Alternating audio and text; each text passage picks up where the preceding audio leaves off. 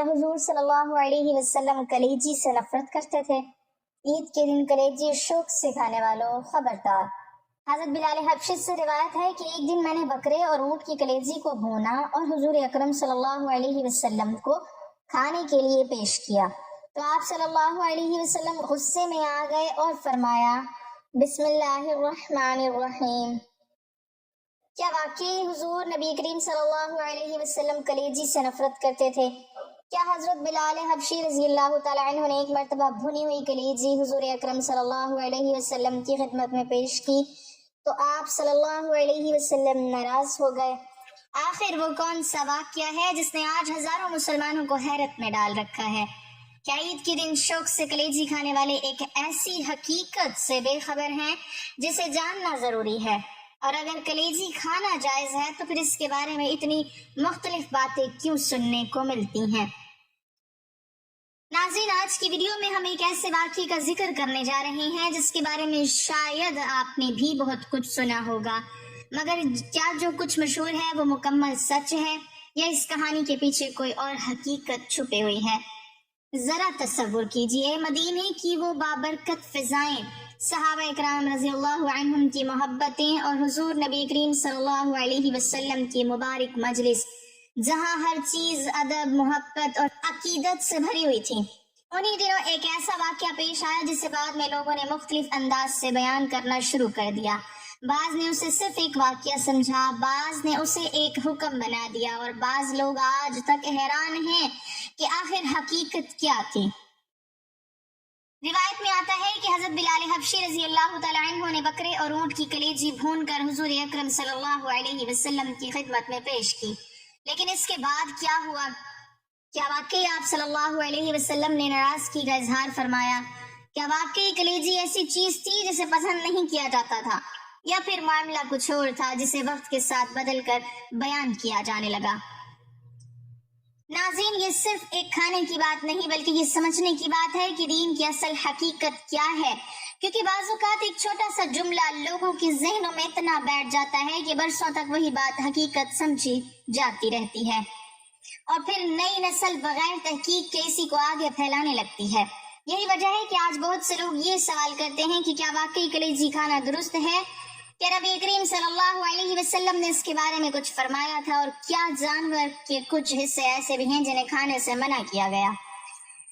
ناظرین، آج ہم اسی راز سے پردہ اٹھائیں گے، مگر آگے بڑھنے سے پہلے ذرا یہ سوچئے، اگر ایک بات بار بار دہرائی جائے تو کیا وہ خود بخود سچ بن جاتی ہے؟ اور اگر کسی روایت کو ادھورا بیان کیا جائے تو کیا اس کا مطلب بھی بدل سکتا ہے؟ یہی وہ سوالات ہیں جن کے جواب آج کی اس ویڈیو میں آپ کو ملنے والے ہیں، اس لیے ویڈیو آخر تک ضرور دیکھیے گا، کیونکہ اگلے حصے میں ہم اس روایت کی وہ تفصیل بیان کریں گے جسے سن کر شاید آپ پہلی بار سمجھ پائیں گے کہ آخر اس واقعے کی اصل حقیقت کیا تھی۔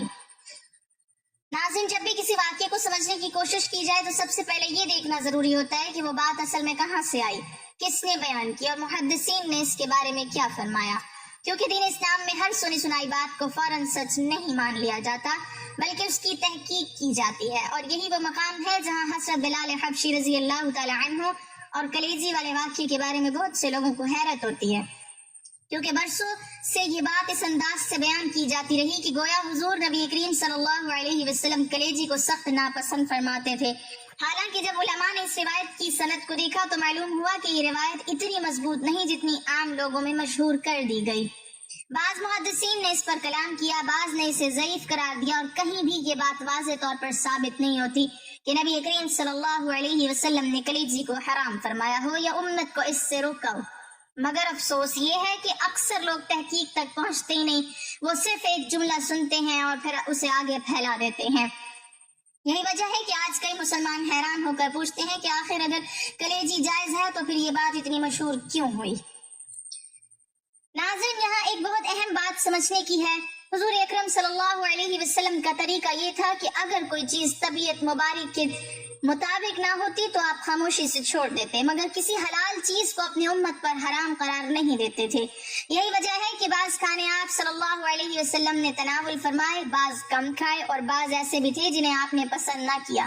مگر اس کا مطلب یہ ہرگز نہیں تھا کہ وہ چیز امت کے لیے ناجائز ہو گئی۔ مثال کے طور پر ایک مرتبہ آپ صلی اللہ علیہ وسلم کی خدمت میں گوہ یعنی صحرائی چھپکلی کا گوشت پیش کیا گیا۔ آپ صلی اللہ علیہ وسلم نے اسے تناول نہیں فرمایا کیونکہ عرب کے بعض علاقوں میں وہ کھائی جاتی تھی اور بعض میں نہیں، لیکن آپ صلی اللہ علیہ وسلم نے صحابہ کو اس سے منع بھی نہیں کیا۔ صحابہ اکرام رضی اللہ عنہم نے وہ گوشت کھایا اور آپ صلی اللہ علیہ وسلم انہیں دیکھتے رہے۔ اس سے علماء نے یہ اصول سمجھا کہ ہر وہ چیز جو نبی کریم صلی اللہ علیہ وسلم نے خود نہ کھائی ہو ضروری نہیں کہ وہ حرام بھی ہو۔ اب ذرا کلیجی کے معاملے کو دیکھیے، اگر واقعی یہ اتنی ناپسندیدہ چیز ہوتی تو کیا صحابہ اکرام رضی اللہ عنہم اسے کھاتے؟ کیا فقہائے امت اسے جائز لکھتے؟ کیا اسلامی کتابوں میں اسے حلال جانور کے جائز اجزاء میں شمار کیا جاتا؟ ہرگز نہیں، بلکہ حقیقت تو یہ ہے کہ حدیث مبارکہ میں دو خون ایسے بیان کیے گئے جنہیں امت کے لیے حلال قرار دیا گیا، ایک کلیجی اور دوسری تیلی، اور یہی وہ بات ہے جو بہت سے لوگ بیان نہیں کرتے۔ ناظرین، بعض اوقات ایک ادھوری روایت پورا مفہوم بدل دیتی ہے، اور یہی کچھ یہاں بھی ہوا۔ کسی نے صرف اتنا بیان کر دیا کہ حضور صلی اللہ علیہ وسلم نے کلیجی نہیں کھائی، مگر یہ نہ بتایا کہ اس سے حرمت ثابت نہیں ہوتی۔ کسی نے صرف غصے والا جملہ بیان کیا مگر اس کی تحقیق ذکر نہیں کی، اور پھر آہستہ آہستہ ایک عام مسلمان کے دل میں خوف پیدا ہو گیا۔ حالانکہ دین آسانی کا نام ہے، دین تحقیق کا نام ہے، اور دین یہ سکھاتا ہے کہ حلال چیز کو بلا وجہ حرام یا مشکوک نہ بنایا جائے۔ مگر سوال یہ ہے کہ اگر کلیجی جائز ہے تو پھر آخر وہ کون سی چیزیں تھیں جن کے بارے میں نبی کریم صلی اللہ علیہ وسلم نے سختی سے منع فرمایا؟ کیا جانور کے کچھ حصے واقعی ایسے ہیں جنہیں کھانے سے بچنے کا حکم دیا گیا؟ اگلے حصے میں ہم انہی باتوں کی حقیقت جانیں گے اور وہ احادیث بھی بیان کریں گے جنہیں سن کر آپ سمجھ پائیں گے کہ اسلام نے اصل میں کن چیزوں سے روکا تھا اور کن باتوں کو لوگوں نے خود سے بڑھا چڑھا کر بیان کرنا شروع کر دیا۔ ناظرین، اب سوال یہ پیدا ہوتا ہے کہ آخر وہ کون سی چیزیں تھیں جن کے بارے میں شریعت نے واقعی رہنمائی فرمائی؟ کیونکہ اسلام ایک مکمل دین ہے، وہ انسان کو کھانے پینے کے آداب بھی سکھاتا ہے اور حلال و حرام کی حدود بھی واضح کرتا ہے۔ یہی وجہ ہے کہ نبی کریم صلی اللہ علیہ وسلم نے امت کو صرف عبادات ہی نہیں بلکہ کھانے کے طریقے، پاکیزگی، صفائی اور اعتدال بھی سکھایا۔ مگر افسوس کہ وقت گزرنے کے ساتھ بعض لوگوں نے دین کی اصل تعلیمات کو چھوڑ کر سنی سنائی باتوں کو زیادہ اہمیت دینا شروع کر دیا۔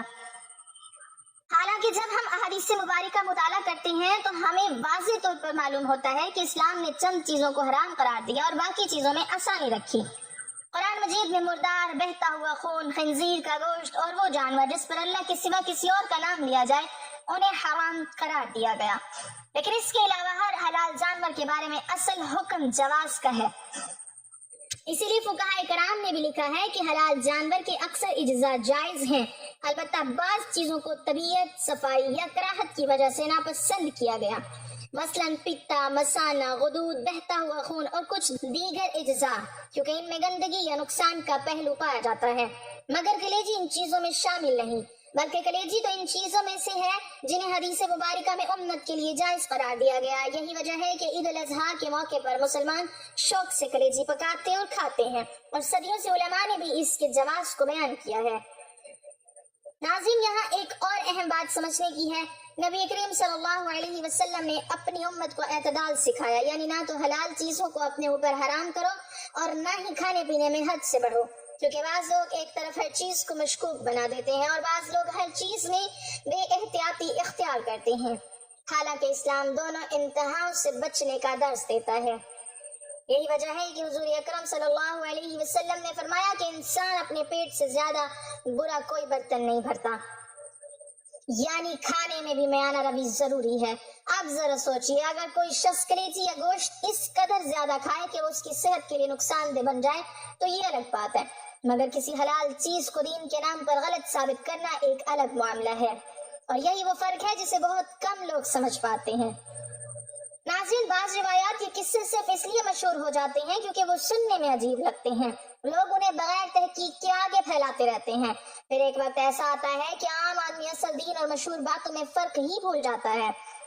یہی وجہ ہے کہ آج بہت سے مسلمان حیران ہو کر پوچھتے ہیں کہ اگر کلیجی جائز ہے تو پھر حضرت بلال حبشی رضی اللہ تعالیٰ عنہ والا واقعہ کیوں بیان کیا جاتا ہے؟ اس روایت کی اصل حقیقت کیا تھی اور علماء نے اس کے بارے میں آخر کیا فیصلہ دیا؟ ناظرین، اگلے اور آخری حصے میں ہم اسی سوال کا جواب دیں گے اور ساتھ ہی یہ بھی جانیں گے کہ دین کے معاملے میں تحقیق کیوں ضروری ہے، کیونکہ بعض اوقات ایک غلط فہمی پوری نسل کو الجھن میں ڈال دیتی ہے۔ ناظرین، اب آخر میں آتے ہیں اس سوال کے اصل جواب کی طرف، جس نے نہ جانے کتنے لوگوں کو الجھن میں ڈال رکھا ہے۔ کیا واقعی حضور نبی کریم صلی اللہ علیہ وسلم کلیجی سے نفرت کرتے تھے؟ تو اس کا سیدھا اور واضح جواب یہ ہے کہ ایسی کوئی مضبوط اور صحیح روایت موجود نہیں جو یہ ثابت کرے کہ آپ صلی اللہ علیہ وسلم نے کلیجی کو حرام قرار دیا ہو یا امت کو اس سے منع فرمایا ہو۔